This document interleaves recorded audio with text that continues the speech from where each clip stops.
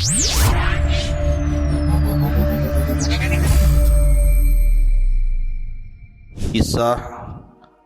Ashab Al-Fil, kisah tentang pasukan gajah. Ma'asyiral muslimin yang dimuliakan Allah Subhanahu wa taala, ikhwan akhwat yang dimuliakan Allah Azza wa Jal. Awal kisah ini berasal dari sebuah negeri di Yaman namanya Najran. Di Yaman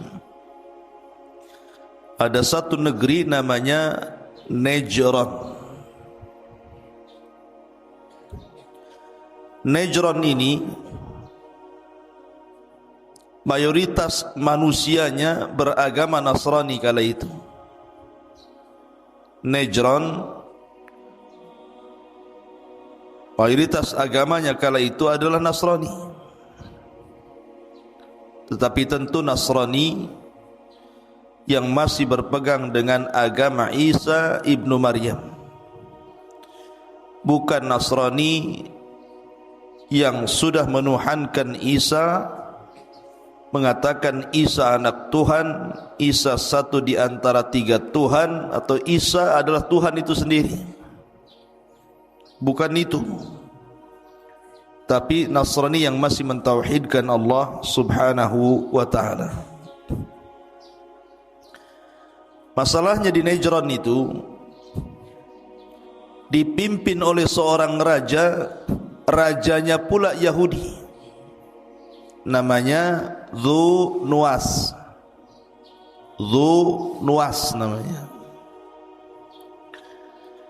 Karena Malikul Arab, raja-raja Arab itu biasanya, terutama Raja Yaman, itu selalu namanya dimulai dengan kalimat Dzu.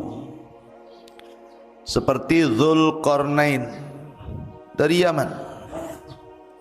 Dzu Nuwas itu Raja Najran. Lah Dzu Nuwas ini agamanya Yahudi, tetapi masyarakat Najran itu mayoritas Nasrani.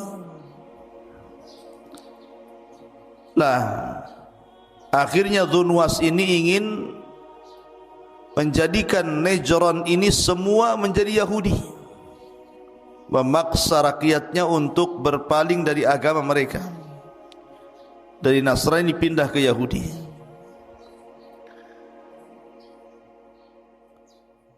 Lah sebagaimana raja-raja di zaman dahulu seperti Namrud ataupun Firaun, maka Dzu Nuwas pun mengaku Tuhan. Dzu Nuwas itu mengaku Tuhan, sama dengan Namrud. Dan juga Firaun yang mengatakan ana rabbukumul a'la. Lah Dzu Nuwas ini ngaku dirinya adalah Tuhan yang harus disembah oleh kaumnya. Untuk supaya meyakinkan bahwa dirinya adalah Tuhan, Dzu Nuwas ini punya tukang sihir. Tukang sihir inilah yang kemudian membuat keajaiban-keajaiban, seolah-olah keajaiban itu datang dari Dzu Nuwas, sehingga masyarakatnya merasa ketakutan dan menganggap Dzu Nuwas adalah Tuhan. Jadi Dzu Nuwas itu punya tukang sihir, dan tukang sihirnya itu selalu membuat keanehan, khususnya untuk Dzu Nuwas, dan supaya masyarakatnya melihat bahwa dia adalah seorang Tuhan, padahal datang dari sihirnya tukang sihir Dzu Nuwas. Lah kata tukang sihirnya Dzu Nuwas sudah tua, akhirnya dia ngomong sama Dzu Nuwas untuk dicarikan anak muda, biar saya bisa belajar dan mengajarkan sihir kepada anak muda itu. Kalau aku mati, dia penerusnya. Maka oleh Dzu Nuwas dicarikan anak muda yang cerdas, kemudian belajar kepada tukang sihir itu. Masalahnya perjalanan dari rumah anak muda ke tukang sihir itu melewati sebuah gereja. Di zaman itu agamanya Nasrani mayoritas. Dia penasaran, masuk dia ke gereja. Rupanya berjumpa dengan sang rahib. Belajarlah anak muda ini kepada sang rahib, tetapi di satu sisi dia datang ke tukang sihir dan belajar sihir. Jadi dua pelajaran dia belajar. Pertama, belajar tauhid kepada seorang rahib yang ada di gereja itu. Yang kedua, belajar kesyirikan kepada tukang sihir. Itu ilmu yang berseberangan tuh, satu tauhid, satu syirik pula. Satu sihir, satu tentang tauhid. Sampai intinya ketika meninggal tukang sihir itu, kemudian ilmunya sudah diberikan kepada anak muda itu, maka anak muda itu justru tidak membantu raja, karena dia justru cenderung kepada ajaran sang rahib dibandingkan tukang sihir. Akhirnya dia pun berkelana tidak mau melindungi raja dengan sihirnya, karena dia yakin bahwa itu tidak benar dan yang benar ajaran sang pendeta. Dan dia pun menjadi tukang obat, menjadi pengobat, dan banyak disembuhkan dan mampu menyembuhkan berbagai macam penyakit. Sampai akhirnya ada menterinya raja, Dzunwas itu buta. Bisa disembuhkan pula sama dia penyakit buta itu. Tetapi walaupun dia sebagai penyembuh seperti itu, tetapi itu sarana dakwah bagi dia. Jadi sambil mengobati orang, sambil berdakwah mengajak kepada tauhid. Dan banyak orang yang beriman dengan anak muda ini. Jadi banyak orang yang beriman kepada Allah, mentauhidkan Allah gara-gara anak muda ini. Karena dalam setiap pengobatannya dia mensyaratkan untuk beriman dulu kepada Allah, baru diobati gitu ya. Termasuk Perdana Menteri Dzunwas ini yang buta kemudian melek tadi, dia pun akhirnya beriman dengan Allah gara-gara anak muda itu. Nah, ketika berjumpa dengan Dzunwas, kaget loh. Kamu kemarin buta, kenapa sekarang sudah melihat? Siapa yang menyembuhkan? Maka menteri ini tidak mengatakan anak muda itu, tetapi mengatakan Allah yang menyembuhkanku. Marah Dzunwas. Gimana dia ngaku Tuhan, tiba-tiba kemudian di sampingnya ngomong yang menyembuhkannya Allah. Berarti ada Tuhan selain dia, kan begitu. Maka disiksanya orang ini, dipaksa siapa yang menyembuhkannya. Rupanya ditangkap pula anak muda itu. Terakhir anak muda itu ngaku siapa yang mengajarkannya sang rahib, ditangkap juga sang rahib. Tiga-tiganya ditangkap, masuk ke dalam sel. Kemudian sang raja pun menyiksa tiga-tiganya ini, suruh murtad dan mengakui ketuhanannya, tetapi tiga-tiganya tetap istiqomah. Pertama dipanggilnya menterinya itu, karena tidak mau kufur, akhirnya digergaji dari atas kepala sampai kaki, terbelah jadi dua. Dari sini digergajinya sampai belah jadi dua, mati-matilah digergaji ya. Kemudian gurunya sang anak muda itu dipanggil lagi, sang rahib, suruh murtad enggak mau, digergaji lagi, mati. Anak muda ini ketika mau digergaji, sang raja enggak mau. Saya mau membuat perhitungan dengan anak muda ini, gara-gara dia gaduh semuanya. Akhirnya dia mengutus prajuritnya, bawa anak muda ini, lempar di atas gunung. Akhirnya dibawalah oleh prajurit anak muda ini ke atas gunung. Anak muda ini berdoa kepada Allah agar Allah melindungi dia. Dan Allah kabulkan sampai di atas gunung. Tiba-tiba gunung itu menggema, gempa besar. Para prajuritnya pada jatuh mati. Gara-gara gempa itu, prajurit yang mengangkat dia ke atas gunung mati semua. kecuali anak muda itu masih hidup. Dia turun. Kaget sang raja melihat dia masih hidup. Ditangkap lagi anak muda itu. Kata sang raja, bawa dia ke tengah lautan, lempar di tengah lautan. Ketika di tengah lautan, anak muda ini berdoa lagi kepada Allah. Tiba-tiba datang ombak menghampas seluruh kapal prajurit raja. Akhirnya karam, mati semua. Anak muda ini masih hidup, tak mati-mati. Ya. Sang raja dengar anak muda itu masih hidup, marah lagi, tangkap anak muda itu. Jadi asli ditangkap, mau dibunuh, tak bisa-bisa, tak bisa mati anak muda ini. Sampai suatu ketika anak muda ini karena sudah tahu dia tidak mungkin lolos, kemanapun dia pergi pasti ditangkap dan akan ada upaya pembunuhan. Dia ingin kematiannya husnul khatimah. Akhirnya dia pun mengatakan kepada sang raja, raja, Dhunuwas, kamu tidak akan bisa membunuhku kecuali ikuti saranku.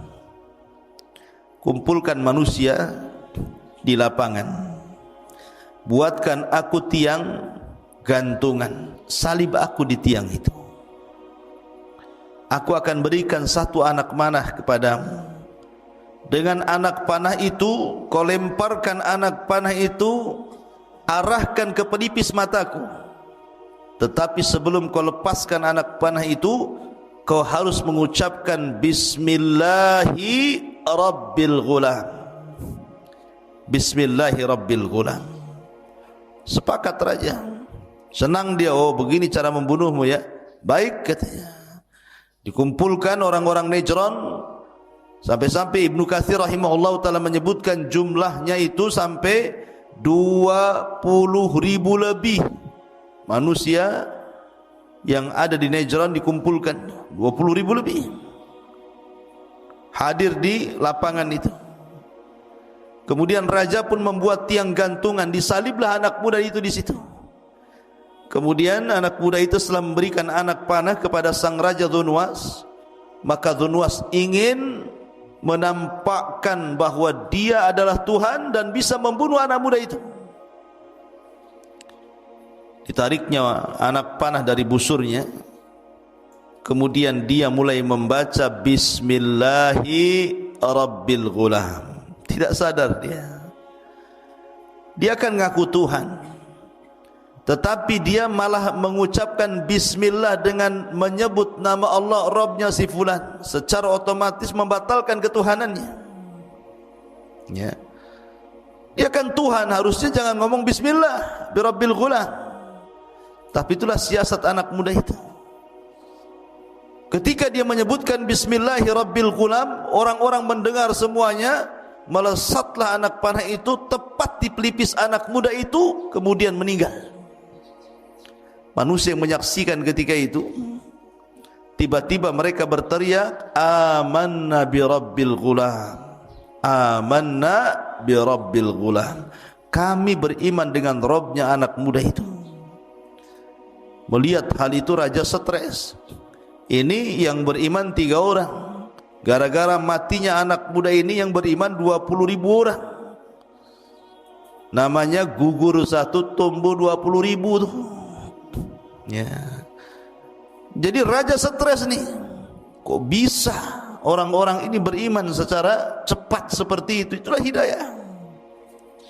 Meninggal saja anak muda ini, bangkit 20.000 orang dan mengatakan amanna bi Rabbil Ghulam. Kami beriman dengan Rabbnya si gulam.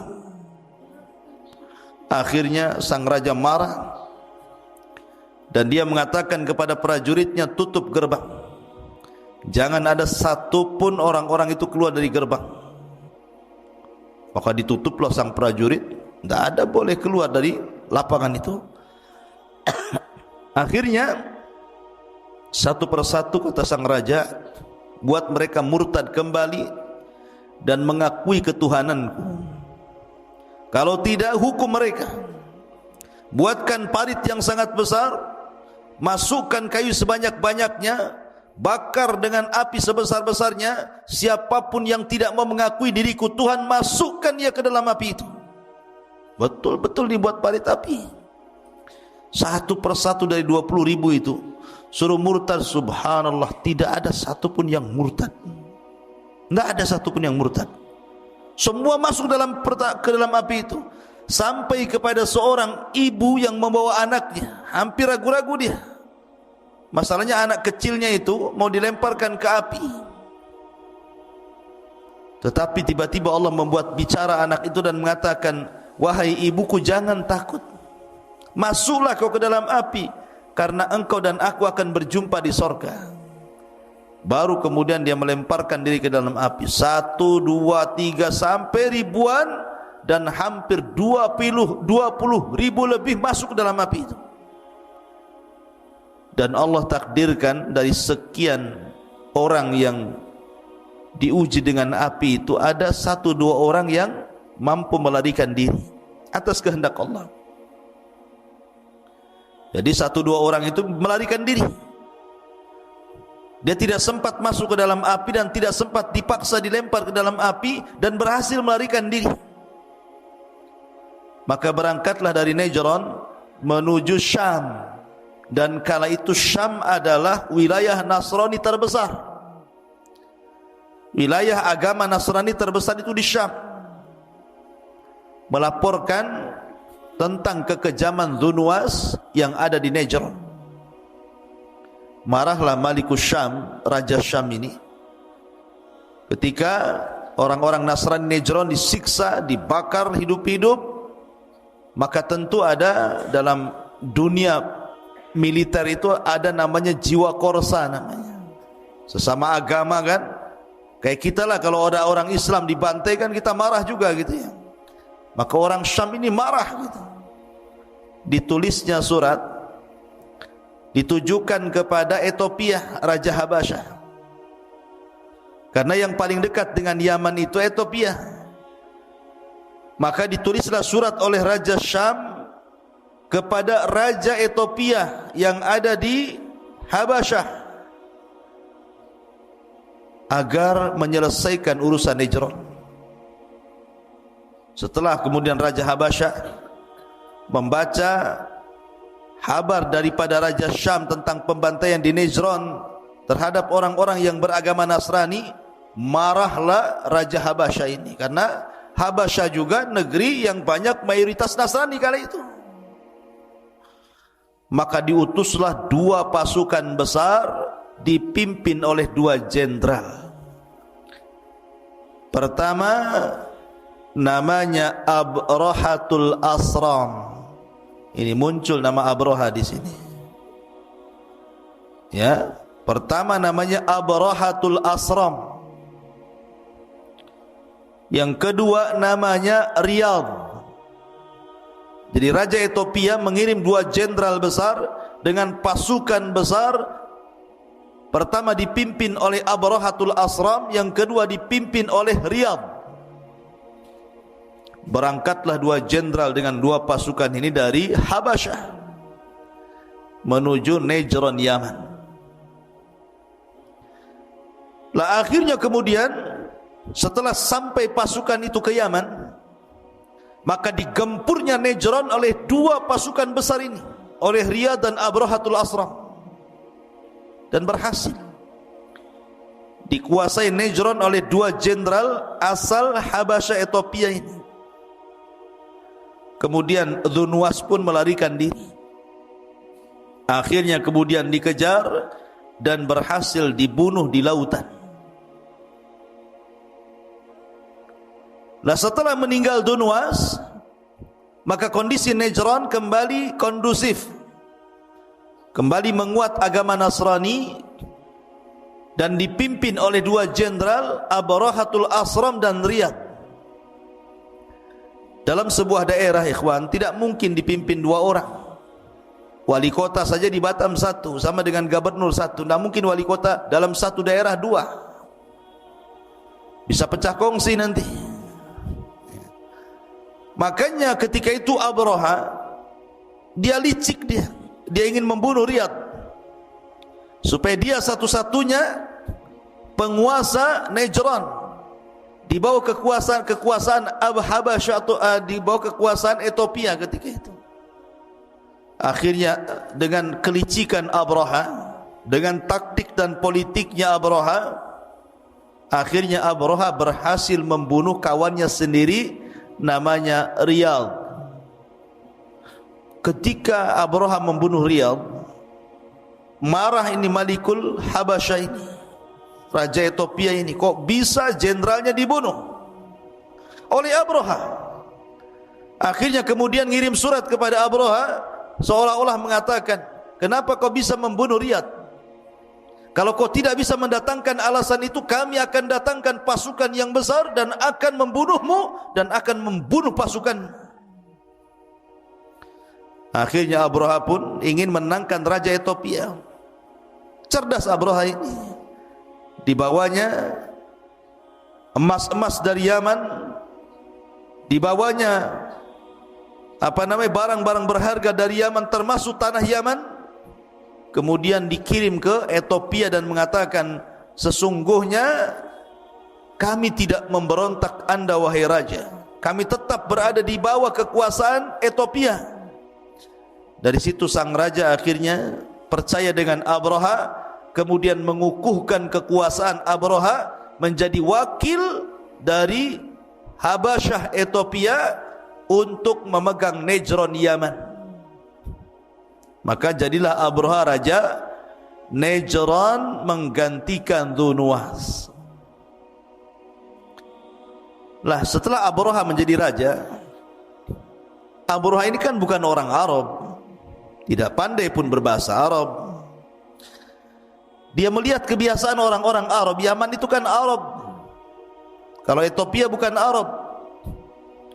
Jadi melihat kebiasaan orang Yaman, orang Yaman itu suka datang ke Mekah, mengagungkan Ka'bah setiap setahun sekali. Mereka melakukan haji dan umroh, tentunya ala jahiliyah lah, tapi masih mengagungkan Ka'bah. Terpikirlah oleh Abraha untuk mengalihkan kiblat manusia dari Ka'bah ke Nejron. Gimana caranya orang Arab tidak datang lagi ke Ka'bah dan datang ke Nejron? Akhirnya dibuatlah oleh Abraha itu semacam gereja termegah kala itu, tertinggi kala itu, sampai disebut Kullas. Diambil dari kolam Suah. Kolam Suah itu Pecia bahasa Arabnya. Saking tingginya disebut Kullas. Tinggi banget gerejanya itu, tinggi sekali, besar, megah, tinggi gitu kan gerejanya. Sampai kalau negak ke atas itu kopiahnya jatuh, saking tingginya itu, lehernya pegel. Setelah kemudian jadi dengan megahnya, dibangun dengan emas, dibangun dengan benda-benda yang sangat mewah gitu ya. Ketika hendak diresmikan, dikirimlah surat ke kabilah-kabilah Arab agar mereka mau datang ke gerejanya dan meninggalkan Ka'bah. Marahlah orang-orang Arab. Gimana gak marah? Gak bisa menggantikan Ka'bah dengan gereja. Siapa yang bisa menggantikan Ka'bah dengan gereja? Tidak ada. Kemarahannya sampai akhirnya seorang laki-laki dari Bani Kinana, seorang anak muda dari Bani Kinana, berjalan kaki dari Mekah menuju Yaman.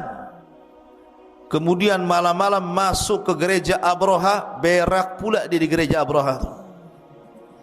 Bukan di toiletnya, di dalam gerejanya.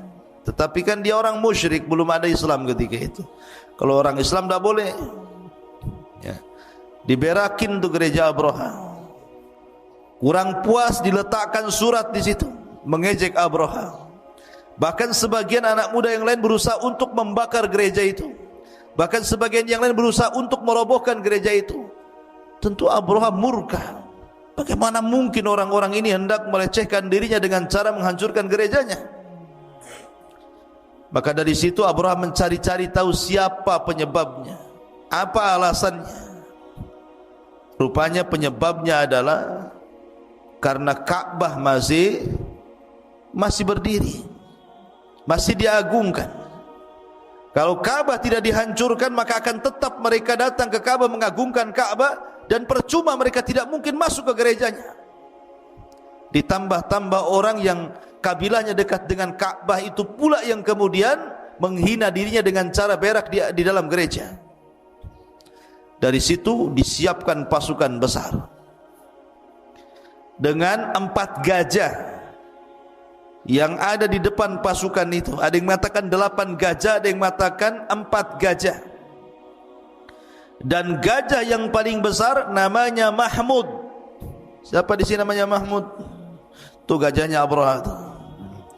Jadi gajah yang paling besar namanya Mahmud yang ditunggangi Abraha. Maksud hati Abraha membawa gajah itu sebenarnya ingin menggeret Ka'bah dari semua sisi pakai rantai. Jadi di rantai diletakkan di ujung Ka'bah sebelah sini, sebelah sini, sebelah sini, sebelah sini. Kemudian gajahnya suruh pergi, nanti Ka'bah itu akan roboh. Itu maksudnya, membawa Ka'bah itu untuk menghancurkan Ka'bah.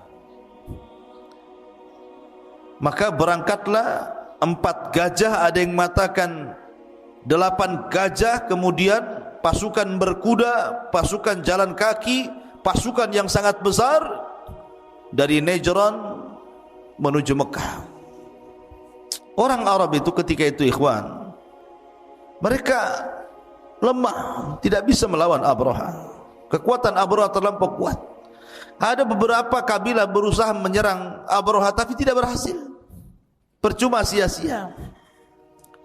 Sampai akhirnya ketika sampai di Taif, orang-orang Taif takut kalau seandainya Abraha menyerang mereka. Akhirnya mereka pun menyerahkan diri dan meminta Abraha untuk tidak menyerang Taif. Disangka mau menghancurkan Lata, patungnya orang Taif. Akhirnya orang Taif mengatakan, ya Abraha, Lata bukan Ka'bah.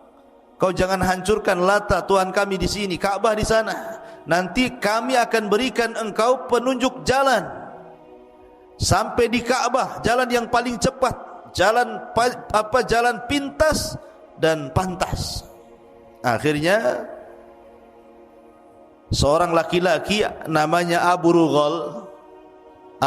Rughal namanya, menjadi penunjuk jalan Abraha. Tapi Allah takdirkan Abu Rughal meninggal dunia di tengah jalan, dan kuburannya sampai hari ini dilempari manusia dengan batu, karena Abu Rughal telah berkhianat. Yang menunjuk jalan Abraha memberitahu jalan ke mana Ka'bah dan Mekah.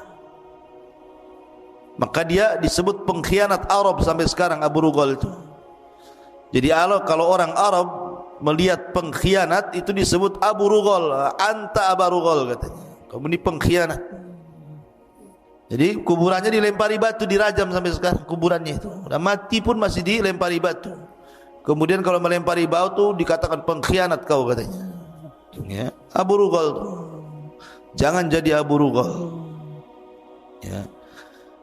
Taib. Akhirnya kemudian ketika Abraha sampai di sebuah wadin muhassir, sebuah lembah, wadin itu muhassir, tempat nantinya akan ada pengepungan tentara Abraha. Wadin muhassir ma'ruf bagi orang yang manasik haji wadin muhassir itu.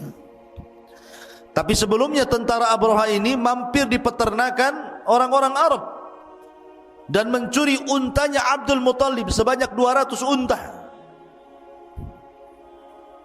Jadi ketika sampai di wadin muhassir, disinilah kemudian Abraha ingin berjumpa dengan Raja Arab, Abdul Muttalib. Datang Abdul Muttalib. Abdul Muttalib ini orangnya punya wibawa, karena ada orang-orang tertentu itu melihat wajah saja orang dah serem. Ada juga kalau melihat wajahnya langsung segen, wibawa. Ada orang yang melihat wajah orang itu langsung meremehkan, wajahnya ya kayak gitu. Jadi Abdul Muttalib itu punya wajah kalau orang lihat itu langsung wibawa gitu. Termasuk Abraha. Abraha kan enggak pernah kenal, enggak pernah berjumpa dengan Abdul Muttalib. Ketika Abdul Muttalib datang, Abraha turun dari gajah. Tidak ngomong dari atas gajah, dia turun, dia hormat kepada Abdul Muttalib, ngampar di padang pasir. Masalahnya dua orang ini tidak paham bahasanya masing-masing. Abdul Muttalib tidak paham bahasa Abraha, Abraha tidak paham bahasa Abdul Muttalib. Terpaksalah menggunakan dua penerjemah, menerjemahkan Abdul Muttalib dan menerjemahkan Abrahatul Asram. Seolah-olah Abraha mengatakan kepada Abdul Muttalib, bagaimana pendapatmu tentang pasukan yang akan menghancurkan Ka'bah ini?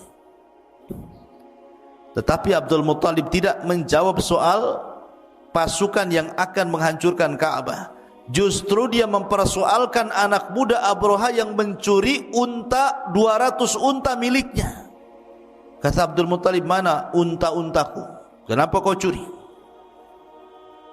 Abraha meradang ketika itu.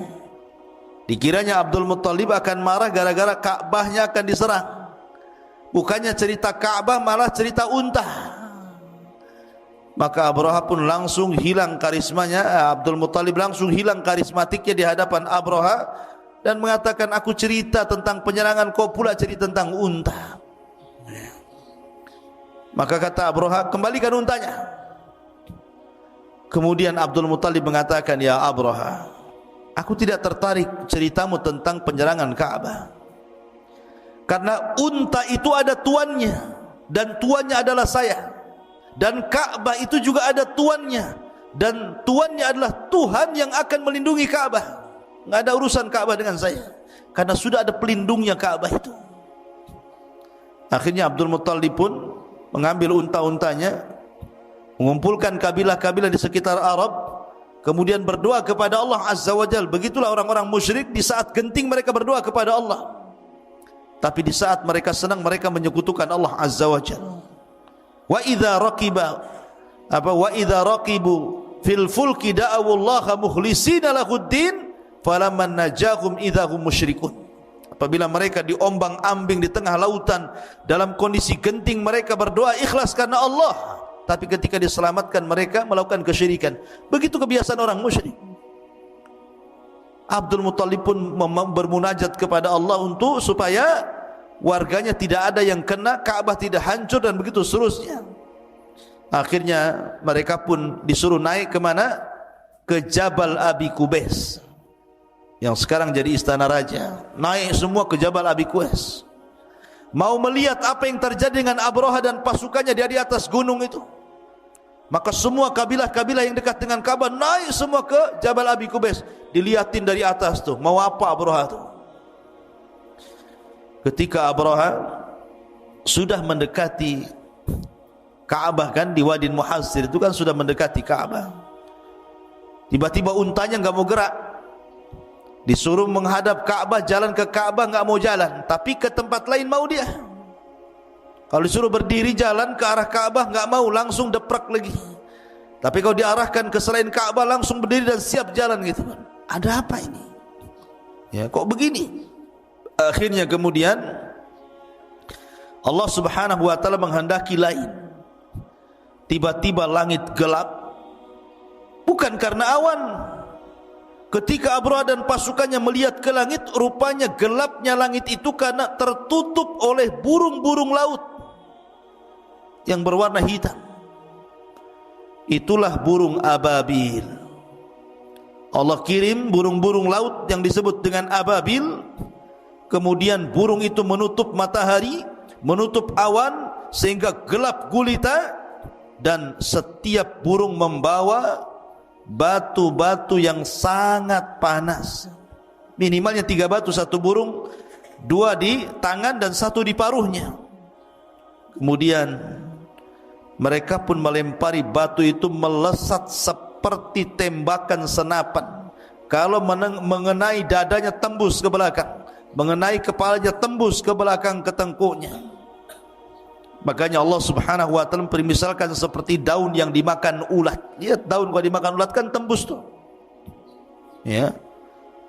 Dari sini Allah Subhanahu wa taala gambarkan dalam Al-Qur'an peristiwa ini diabadikan, yang kemudian Allah Subhanahu wa taala firmankan dan dijadikan surat yang sangat pendek dalam Al-Qur'an dan dibaca sampai kiamat dibangkitkan. Apa suratnya? Suratul Fil, yang antum semua sudah hafal. Alam tara kaifa fa'ala rabbuka bi ashabil fil. Alam yaj'al kaidahum fi tadlil wa arsala alaihim tayran ababil tarmihim bihijaratin min sijil faja'alahum ka'asfin ma'kul. Tidakkah engkau lihat wahai Muhammad apa yang terjadi, apa yang diperbuat Rabbmu terhadap ashabul fil, pasukan Abrahatul Asram yang membawa pasukan gajah untuk menyerang Ka'bah itu. Alam tara kaifa fa'ala rabbuka bi ashabil fil alam yaj'al kaidahum fi tadlil. Bukankah kami jadikan tipu daya mereka sia-sia? Lihat bagaimana Allah Subhanahu wa taala membatalkan makar mereka. Wa makaru makran wa makarna makran wallahu khairul makirin. Silakan kalian buat makar, Allah juga punya makar sendiri, dan sebaik-baik makarlah makarnya Allah Subhanahu wa taala. Fi tadlil wa arsala alaihim tayran ababil. Kami utus kepada mereka burung-burung ababil, tarmihim yang melempar mereka dengan batu-batu itu, faja'alahum ka'asfin ma'kul. Maka Allah jadikan mereka seperti daun yang dimakan ulat, hancur. Ya, termasuk Abrahatul Asram. Maka orang itu setiap dilempar oleh batu-batu itu langsung meleleh dagingnya. Tidak ada yang selamat dalam peristiwa ini. Abraha sempat diselamatkan dan sampai di Son'a Yaman, tapi kemudian juga Allah Subhanahu wa taala mengadab Abraha dan tetap mengalami kematian.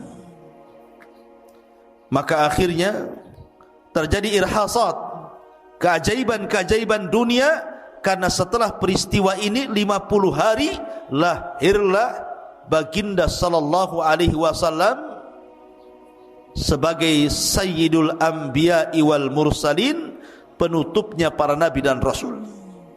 Dari peristiwa ini 50 hari setelahnya lahirlah Rasulullah. Makanya cerita ashabul fil disebut irhasat. Irhasat itu nama lain daripada mukjizat. Tapi irhasat itu keanehan yang terjadi sebelum Rasul diangkat menjadi nabi dan rasul, namanya irhasat. Ini keanehan. Allah Subhanahu wa taala menangkan orang-orang Mekah dan tanpa ada perlawanan sedikit pun kepada Abrahatul Asram dan pasukannya.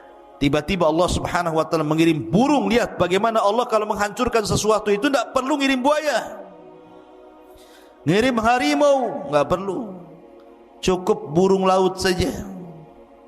Ya, terkadang kalau Allah mengadab sebuah kaum itu yang diutus apa? Nyamuk. Ingat Namrud? Namrud itu saking sombong yang ngaku Tuhan, sampai mau membunuh Ibrahim dan orang-orang yang mengikuti Ibrahim. Akhirnya Namrud diadab dengan satu nyamuk yang masuk di hidungnya, kemudian menggerogoti otaknya. Akhir digedar-gedorkan otaknya ke tembok. Terakhir dia minta kepada khadimnya untuk mengambil sandal, dipukulkan di kepalanya. Pas dipukul mati dia. Ya, kalau Allah mau, Allah bisa bunuh orang dengan nyamuk. Begitulah orang congkak, orang sombong. Tidak perlu dikirim harimau masuk ke rumah Namrud, cukup dikirim nyamuk saja. Ya.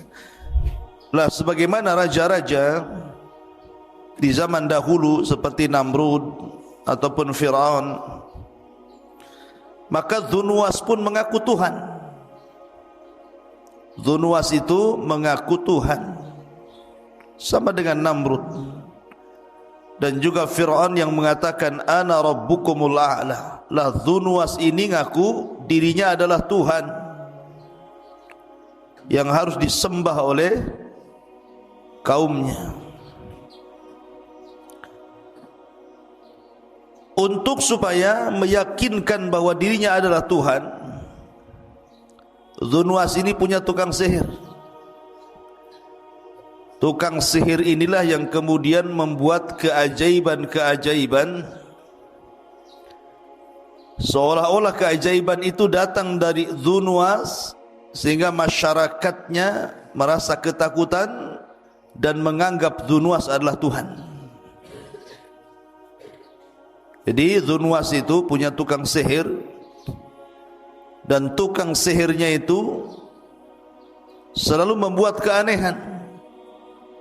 khususnya untuk Dhu Nuwas dan supaya masyarakatnya melihat bahwa dia adalah seorang Tuhan, padahal datang dari sihirnya tukang sihir Dhu Nuwas. Lah kata tukang sihirnya Dhu Nuwas sudah tua, akhirnya dia ngomong sama Dhu Nuwas untuk dicarikan anak muda, biar saya bisa belajar dan mengajarkan sihir kepada anak muda itu. Kalau aku mati, dia penerusnya. Maka oleh Dhu Nuwas dicarikan anak muda yang cerdas, kemudian belajar kepada tukang sihir itu. Masalahnya, perjalanan dari rumah anak muda ke tukang sihir itu melewati sebuah gereja. Di zaman itu agamanya Nasrani mayoritas. Dia penasaran, masuk dia ke gereja. Rupanya berjumpa dengan sang rahib.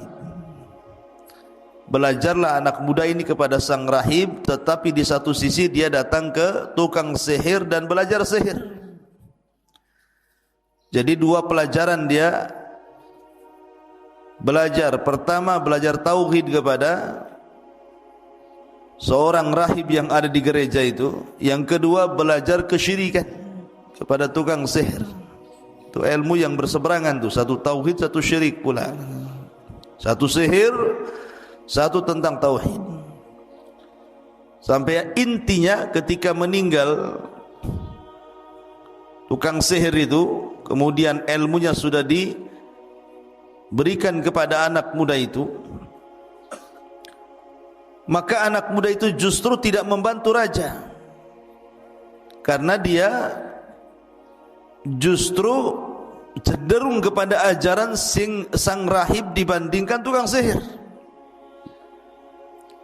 Akhirnya dia pun berkelana tidak mau melindungi raja dengan sihirnya, karena dia yakin bahwa itu tidak benar dan yang benar ajaran sang pendeta.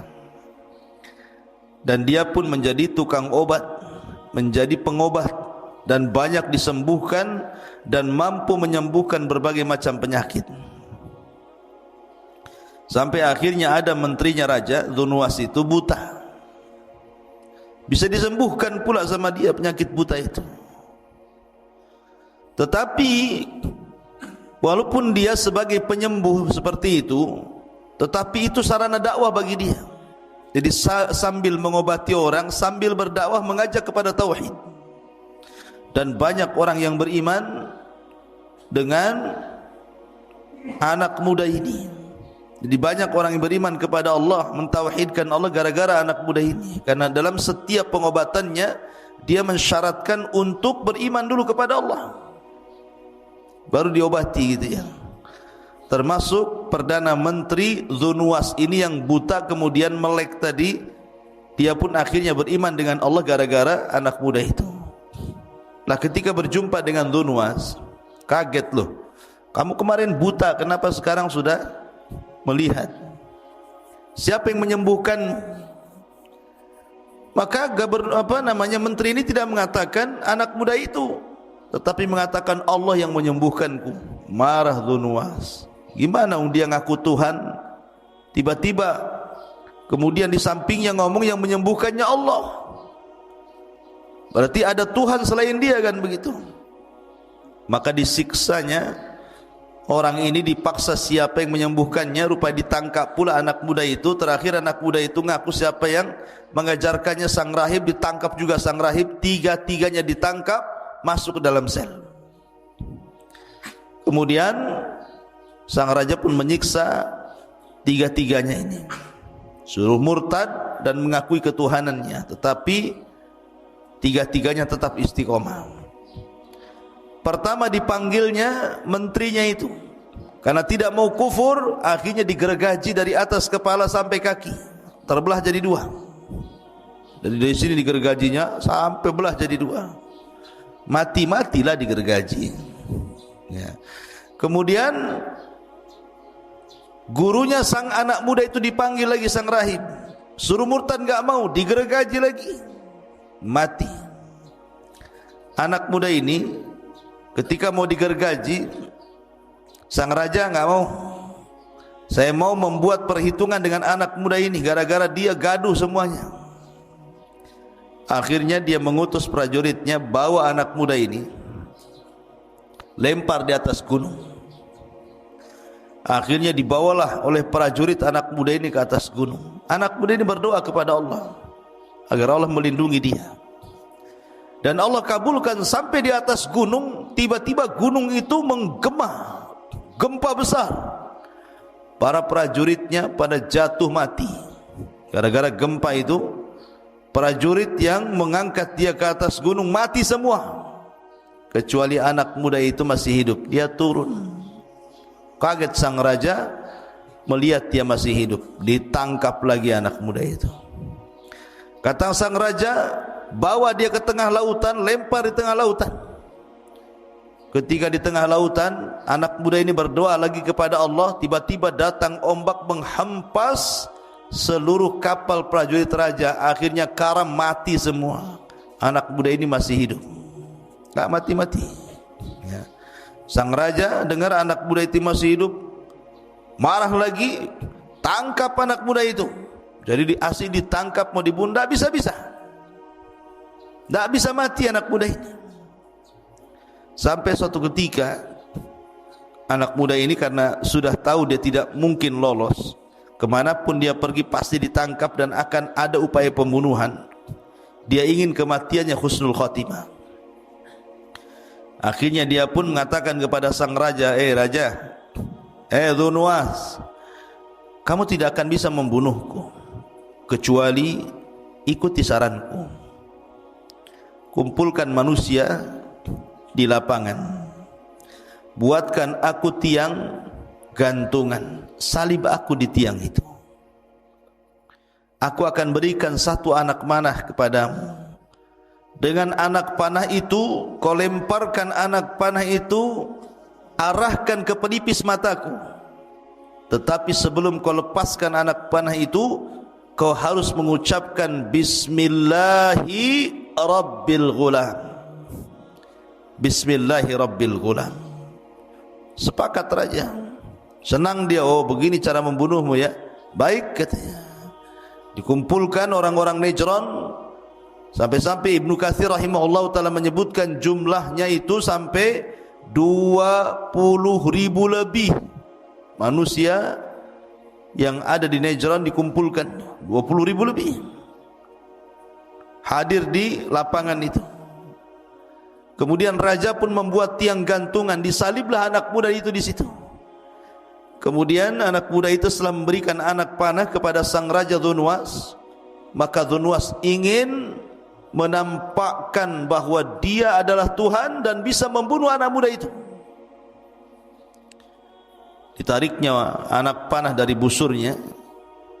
Kemudian dia mulai membaca Bismillahi Rabbil Ghulam. Tidak sadar dia akan ngaku Tuhan, tetapi dia malah mengucapkan Bismillah dengan menyebut nama Allah, Rabbnya si fulan, secara otomatis membatalkan ketuhanannya. Ya, dia kan Tuhan, harusnya jangan ngomong Bismillah Birabbil Ghulam. Tapi itulah siasat anak muda itu. Ketika dia menyebutkan Bismillahi Rabbil Ghulam, orang-orang mendengar semuanya, melesatlah anak panah itu tepat di pelipis anak muda itu, kemudian meninggal. Manusia yang menyaksikan ketika itu, tiba-tiba mereka berteriak, Amanna bi Rabbil Ghulam, Amanna bi Rabbil Ghulam. Kami beriman dengan Rabbnya anak muda itu. Melihat hal itu raja stres. Ini yang beriman 3 orang. Gara-gara matinya anak muda ini yang beriman 20.000 orang. Namanya gugur satu, tumbuh 20.000 tuh. Ya. Jadi raja stres nih. Kok bisa orang-orang ini beriman secara cepat seperti itu? Itulah hidayah. Meninggal saja anak muda ini, bangkit 20.000 orang dan mengatakan amanna bi Rabbil Ghulam. Kami beriman dengan Rabbnya si gulam. Akhirnya sang raja marah dan dia mengatakan kepada prajuritnya, tutup gerbang. Jangan ada satu pun orang-orang itu keluar dari gerbang. Maka ditutuplah sang prajurit, tidak ada boleh keluar dari lapangan itu. Akhirnya satu persatu kata sang raja, buat mereka murtad kembali dan mengakui ketuhananku. Kalau tidak, hukum mereka. Buatkan parit yang sangat besar, masukkan kayu sebanyak-banyaknya, bakar dengan api sebesar-besarnya. Siapapun yang tidak mau mengakui diriku Tuhan, masukkan ia ke dalam api itu. Betul-betul dibuat parit api. Satu persatu dari 20.000 itu suruh murtad. Subhanallah, tidak ada satupun yang murtad. Tidak ada satupun yang murtad. Semua masuk ke dalam api itu. Sampai kepada seorang ibu yang membawa anaknya, hampir ragu-ragu dia. Masalahnya anak kecilnya itu mau dilemparkan ke api. Tetapi tiba-tiba Allah membuat bicara anak itu dan mengatakan, wahai ibuku, jangan takut. Masuklah kau ke dalam api, karena engkau dan aku akan berjumpa di sorga. Baru kemudian dia melemparkan diri ke dalam api. 1, 2, 3 sampai ribuan, dan hampir 20.000 lebih masuk ke dalam api itu. Dan Allah takdirkan dari sekian orang yang diuji dengan api itu, ada 1-2 orang yang mampu melarikan diri atas kehendak Allah. Jadi 1-2 orang itu melarikan diri. Dia tidak sempat masuk ke dalam api dan tidak sempat dipaksa dilempar ke dalam api, dan berhasil melarikan diri. Maka berangkatlah dari Najran menuju Syam. Dan kala itu Syam adalah wilayah Nasrani terbesar. Wilayah agama Nasrani terbesar itu di Syam. Melaporkan tentang kekejaman Dzunwas yang ada di Najran. Marahlah Malikus Syam, Raja Syam ini, ketika orang-orang Nasrani Najran disiksa, dibakar hidup-hidup. Maka tentu ada dalam dunia militer itu ada namanya jiwa korsa namanya.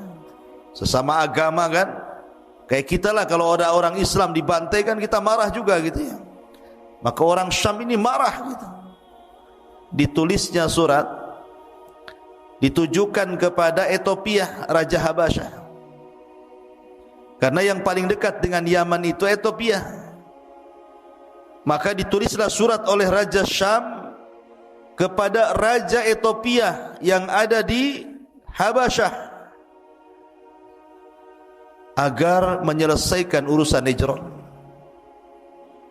Setelah kemudian Raja Habasyah membaca kabar daripada Raja Syam tentang pembantaian di Najran terhadap orang-orang yang beragama Nasrani, marahlah Raja Habasyah ini, karena Habasyah juga negeri yang banyak mayoritas Nasrani kala itu.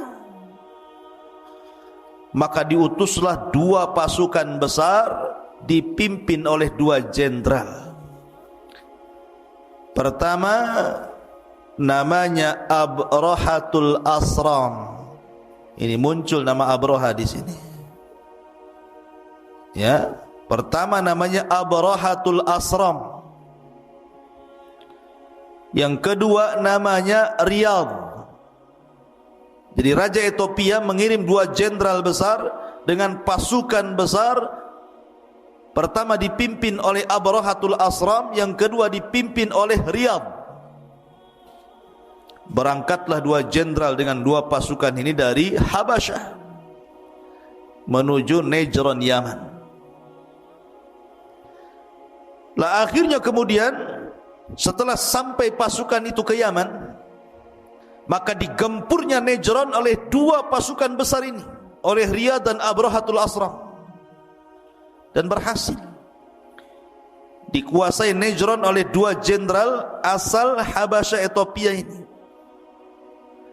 Kemudian Dzunwas pun melarikan diri. Akhirnya kemudian dikejar dan berhasil dibunuh di lautan. Nah, setelah meninggal Dzunwas, maka kondisi Najran kembali kondusif, kembali menguat agama Nasrani, dan dipimpin oleh dua jenderal, Abrahatul Asram dan Riyad. Dalam sebuah daerah, ikhwan, tidak mungkin dipimpin dua orang. Wali kota saja di Batam satu, sama dengan gubernur satu. Tidak mungkin wali kota dalam satu daerah dua. Bisa pecah kongsi nanti. Makanya ketika itu Abraha, dia licik dia. Dia ingin membunuh Riyad, supaya dia satu-satunya penguasa Najran di bawah kekuasaan Habasyah, atau di bawah kekuasaan Ethiopia ketika itu. Akhirnya dengan kelicikan Abraha, dengan taktik dan politiknya Abraha, akhirnya Abraha berhasil membunuh kawannya sendiri namanya Riyad. Ketika Abraha membunuh Riyad, marah ini Malikul Habasyah ini, raja Ethiopia ini, kok bisa jenderalnya dibunuh oleh Abraha. Akhirnya kemudian ngirim surat kepada Abraha, seolah-olah mengatakan, kenapa kau bisa membunuh Riyad? Kalau kau tidak bisa mendatangkan alasan itu, kami akan datangkan pasukan yang besar dan akan membunuhmu dan akan membunuh pasukan. Akhirnya Abraha pun ingin menangkan raja Ethiopia. Cerdas Abraha ini. Dibawanya emas-emas dari Yaman, dibawanya barang-barang berharga dari Yaman, termasuk tanah Yaman. Kemudian dikirim ke Ethiopia dan mengatakan, sesungguhnya kami tidak memberontak Anda wahai raja, kami tetap berada di bawah kekuasaan Ethiopia. Dari situ sang raja akhirnya percaya dengan Abraha, kemudian mengukuhkan kekuasaan Abraha menjadi wakil dari Habasyah Ethiopia untuk memegang Najran Yaman. Maka jadilah Abraha raja Najran menggantikan Dzunnuwas. Lah setelah Abraha menjadi raja, Abraha ini kan bukan orang Arab, tidak pandai pun berbahasa Arab. Dia melihat kebiasaan orang-orang Arab. Yaman itu kan Arab, kalau Ethiopia bukan Arab.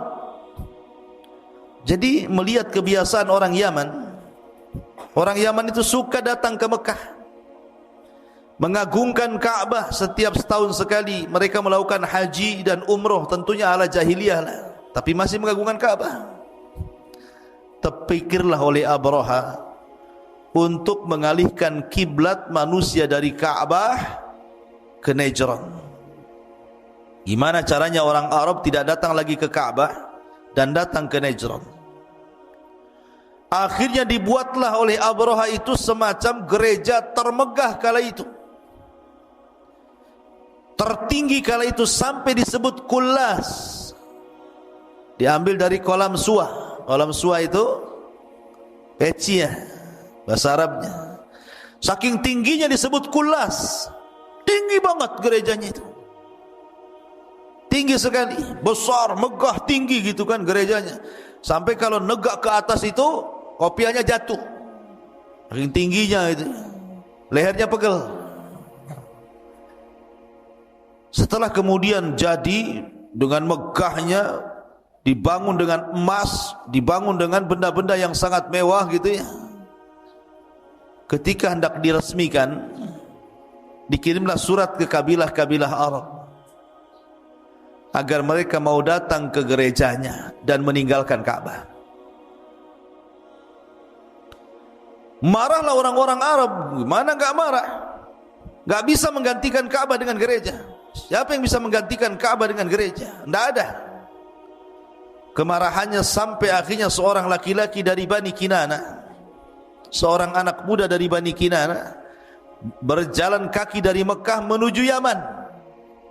Kemudian malam-malam masuk ke gereja Abraha, berak pula dia di gereja Abraha. Bukan di toiletnya, di dalam gerejanya. Tetapi kan dia orang musyrik, belum ada Islam ketika itu. Kalau orang Islam tidak boleh ya. Diberakin tuh gereja Abraha.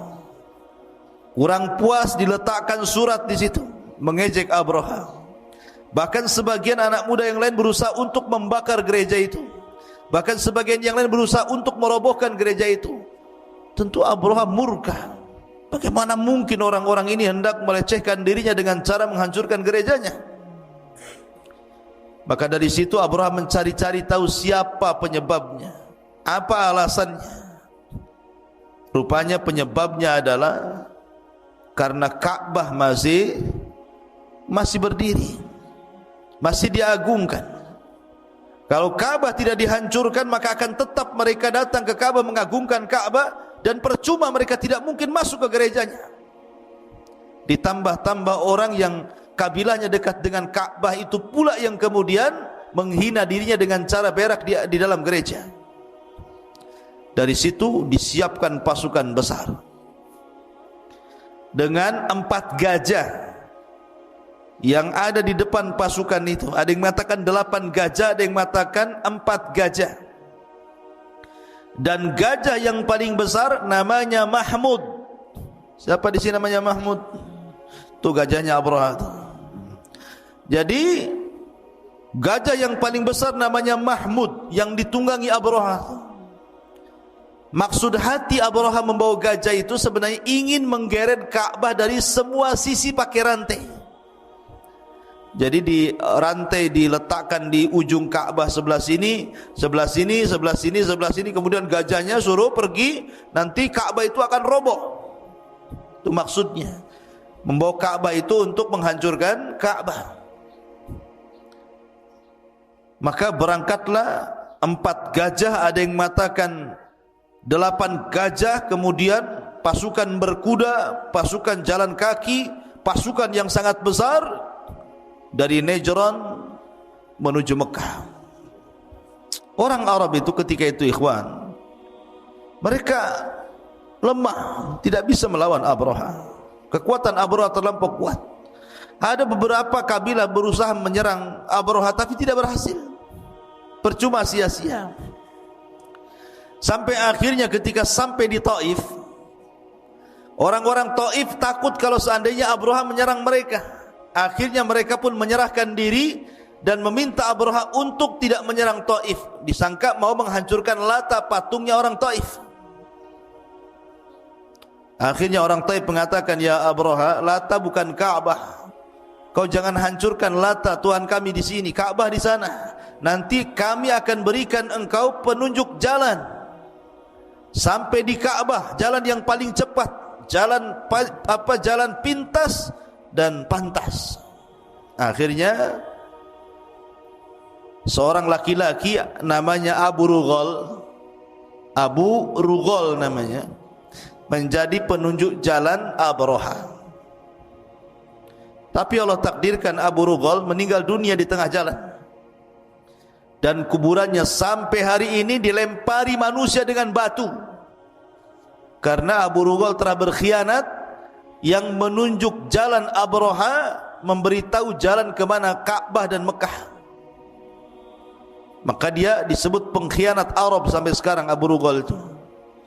Jadi kalau orang Arab melihat pengkhianat itu disebut Abu Rughal, anta Abu Rughal katanya, kamu ini pengkhianat. Jadi kuburannya dilempari batu, dirajam sampai sekarang kuburannya itu. Udah mati pun masih dilempari batu. Kemudian kalau melempari batu dikatakan pengkhianat kau katanya. Ya, Abu Rughal. Jangan jadi Abu Rughal. Ya.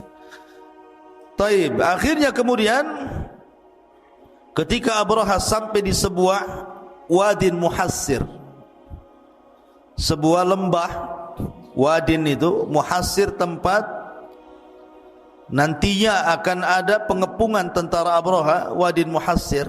Ma'ruf bagi orang yang manasik haji wadin muhassir itu. Tapi sebelumnya tentara Abraha ini mampir di peternakan orang-orang Arab dan mencuri untanya Abdul Muttalib sebanyak 200 unta. Jadi ketika sampai di wadin muhassir, disinilah kemudian Abraha ingin berjumpa dengan Raja Arab, Abdul Muttalib. Datang Abdul Muttalib. Abdul Muttalib ini orangnya punya wibawa, karena ada orang-orang tertentu itu melihat wajah saja orang dah serem. Ada juga kalau melihat wajahnya langsung segen, wibawa. Ada orang yang melihat wajah orang itu langsung meremehkan, wajahnya ya kayak gitu. Jadi Abdul Muthalib itu punya wajah kalau orang lihat itu langsung wibawa gitu. Termasuk Abraha. Abraha kan enggak pernah kenal, enggak pernah berjumpa dengan Abdul Muthalib. Ketika Abdul Muthalib datang, Abraha turun dari gajah. Tidak ngomong dari atas gajah, dia turun, dia hormat kepada Abdul Muthalib, ngampar di padang pasir. Masalahnya dua orang ini tidak paham bahasanya masing-masing. Abdul Muthalib tidak paham bahasa Abraha, Abraha tidak paham bahasa Abdul Muthalib. Terpaksalah menggunakan dua penerjemah, menerjemahkan Abdul Muthalib dan menerjemahkan Abrahatul Asram. Seolah-olah Abraha mengatakan kepada Abdul Muthalib, bagaimana pendapatmu tentang pasukan yang akan menghancurkan Ka'bah ini? Tetapi Abdul Muthalib tidak menjawab soal pasukan yang akan menghancurkan Ka'bah. Justru dia mempersoalkan anak muda Abraha yang mencuri unta, 200 unta miliknya. Kata Abdul Muthalib, mana unta-untaku? Kenapa kau curi? Abraha meradang ketika itu. Dikiranya Abdul Muthalib akan marah gara-gara Ka'bahnya akan diserang. Bukannya cerita Ka'bah, malah cerita unta. Maka Abraha pun langsung hilang karismanya. Abdul Muthalib langsung hilang karismatiknya di hadapan Abraha dan mengatakan, aku cerita tentang penyerangan, kau pula cerita tentang unta. Maka kata Abraha, kembalikan untanya. Kemudian Abdul Muthalib mengatakan, ya Abraha, aku tidak tertarik ceritamu tentang penyerangan Ka'bah, karena unta itu ada tuannya, dan tuannya adalah saya. Dan Ka'bah itu juga ada tuannya, dan tuannya adalah Tuhan yang akan melindungi Ka'bah. Tidak ada urusan Ka'bah dengan saya, karena sudah ada pelindungnya Ka'bah itu. Akhirnya Abdul Muthalib pun mengambil unta-untanya, mengumpulkan kabilah-kabilah di sekitar Arab, kemudian berdoa kepada Allah Azza wa Jal. Begitulah orang-orang musyrik, di saat genting mereka berdoa kepada Allah, tapi di saat mereka senang mereka menyekutukan Allah Azza wa Jal. Wa idza raqibu fil fulki da'awu Allah mukhlishina lahuddin falamman najahum idzahum musyrikun. Apabila mereka diombang-ambing di tengah lautan dalam kondisi genting, mereka berdoa ikhlas karena Allah, tapi ketika diselamatkan mereka melakukan kesyirikan. Begitu kebiasaan orang musyrik. Abdul Muthalib pun bermunajat kepada Allah untuk supaya warganya tidak ada yang kena, Ka'bah tidak hancur, dan begitu seterusnya. Akhirnya mereka pun disuruh naik ke mana? Ke Jabal Abi Qubais, yang sekarang jadi istana raja. Naik semua ke Jabal Abi Qubais, mau melihat apa yang terjadi dengan Abraha dan pasukannya di atas gunung itu. Maka semua kabilah-kabilah yang dekat dengan Ka'bah naik semua ke Jabal Abi Qubais, dilihatin dari atas tuh, mau apa Abraha tuh. Ketika Abraha sudah mendekati Ka'bah, kan di Wadi Muhassir itu kan sudah mendekati Ka'bah, tiba-tiba untanya enggak mau gerak. Disuruh menghadap Ka'bah, jalan ke Ka'bah enggak mau jalan, tapi ke tempat lain mau dia. Kalau disuruh berdiri jalan ke arah Ka'bah enggak mau, langsung deprek lagi. Tapi kalau diarahkan ke selain Ka'bah langsung berdiri dan siap jalan gitu. Ada apa ini? Ya, kok begini? Akhirnya kemudian Allah Subhanahu wa taala menghendaki lain. Tiba-tiba langit gelap, bukan karena awan. Ketika Abraha dan pasukannya melihat ke langit, rupanya gelapnya langit itu karena tertutup oleh burung-burung laut yang berwarna hitam. Itulah burung ababil. Allah kirim burung-burung laut yang disebut dengan ababil. Kemudian burung itu menutup matahari, menutup awan, sehingga gelap gulita, dan setiap burung membawa batu-batu yang sangat panas. Minimalnya 3 batu satu burung, 2 di tangan dan 1 di paruhnya. Kemudian mereka pun melempari batu itu melesat seperti tembakan senapan. Kalau mengenai dadanya tembus ke belakang, mengenai kepalanya, tembus ke belakang ketengkuknya. Makanya Allah Subhanahu wa taala permisalkan seperti daun yang dimakan ulat. Lihat daun kalau dimakan ulat kan tembus tuh. Ya. Dari sini Allah Subhanahu wa taala gambarkan dalam Al-Qur'an peristiwa ini diabadikan, yang kemudian Allah Subhanahu wa taala firmankan dan dijadikan surat yang sangat pendek dalam Al-Qur'an dan dibaca sampai kiamat dibangkitkan. Apa suratnya? Suratul Fil, yang antum semua sudah hafal. Alam tara kaifa fa'ala rabbuka bi ashabil fil alam yaj'al kaidahum fi tadlil wa arsala alaihim tayran ababil tarmihim bihijaratin min sijil faja'alahum ka'asfin ma'kul. Tidakkah engkau lihat wahai Muhammad apa yang terjadi, apa yang diperbuat Rabbmu terhadap ashabul fil, pasukan Abrahatul Asram yang membawa pasukan gajah untuk menyerang Ka'bah itu. Alam tara kaifa fa'ala rabbuka bi ashabil fil alam yaj'al kaidahum fi tadlil, bukankah kami jadikan tipu daya mereka sia-sia? Lihat bagaimana Allah Subhanahu wa taala membatalkan makar mereka. Wa makaru makran wa makarna makran wallahu khairul makirin. Silakan kalian buat makar, Allah juga punya makar sendiri, dan sebaik-baik makarlah makarnya Allah Subhanahu wa taala. Fi tadlil wa arsala alaihim tayran ababil, kami utus kepada mereka burung-burung ababil, tarmihim, yang melempar mereka dengan batu-batu itu, faja'alahum ka'asfin ma'kul, maka Allah jadikan mereka seperti daun yang dimakan ulat, hancur. Ya, termasuk Abrahatul Asram. Maka orang itu setiap dilempar oleh batu-batu itu langsung meleleh dagingnya. Tidak ada yang selamat dalam peristiwa ini.